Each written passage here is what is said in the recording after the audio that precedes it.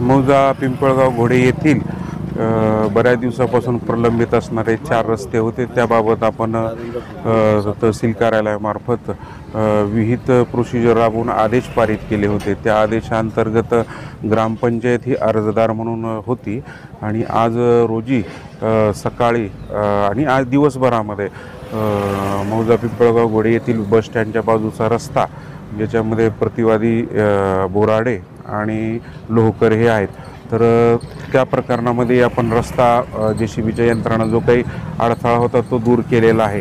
त्याचबरोबर कर्जूदेवी मंदिराचा मार्ग जो होता पोखरकरवाडीचा, तोही आदेश आपण पारित केला होता। तर त्या ठिकाणी जाऊन स्थळ निरीक्षण करून हितसंबंधितांना तोही रस्ता खुला करून त्याबाबत समज देण्यात आलेली आहे।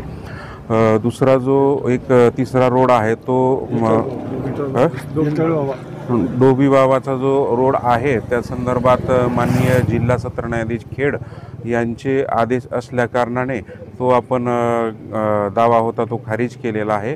तर हित गावकरी आणि हितसंबंधितांना आपण त्याबाबतही सक्षम न्यायालयात दाद मागण्याबाबत सूचना केलेल्या आहेत।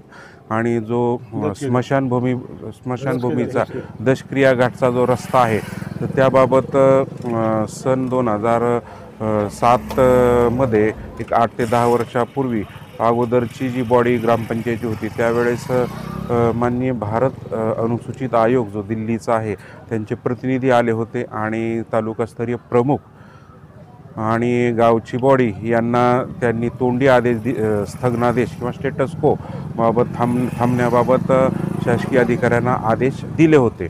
तर त्या संदर्भानं आपण माननीय जिल्हाधिकारी पुणे यांच्याकडे पुढील मार्गदर्शनासाठी आपण पत्र दिलेलं आहे आणि त्या पत्रानुसार जे काही आदेश येतील त्या आदेशास अनुसरून आपण त्याही प्रकरणामध्ये कार्यवाही करणार आहोत। ग्रामपंचायत असो किंवा व्यक्तिगत असो, ग्रामपंचायतनं पुढाकार घेतला तर निश्चितच ती प्रशंसनीय बाब आहे।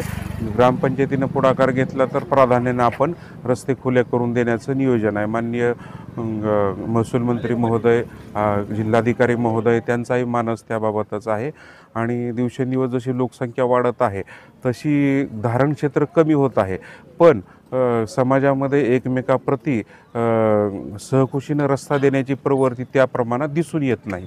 तर त्यामुळे शासनाला इंटरव्हीन करणं पडत आहे।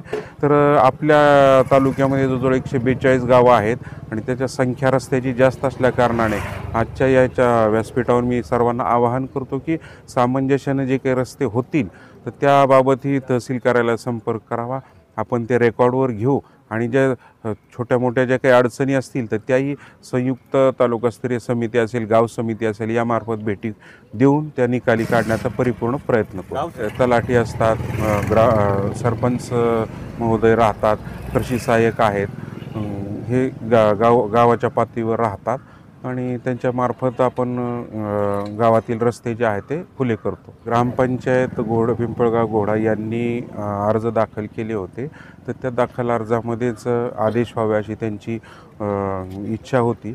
पण आता अर्जदार यांना स्पॉट इन्स्पेक्शन करणे, दोन्ही वकिलांचं म्हणणं ऐकणे, कारण या गावामध्ये दोन्ही पक्ष ॲग्रेसिव्ह आहेत।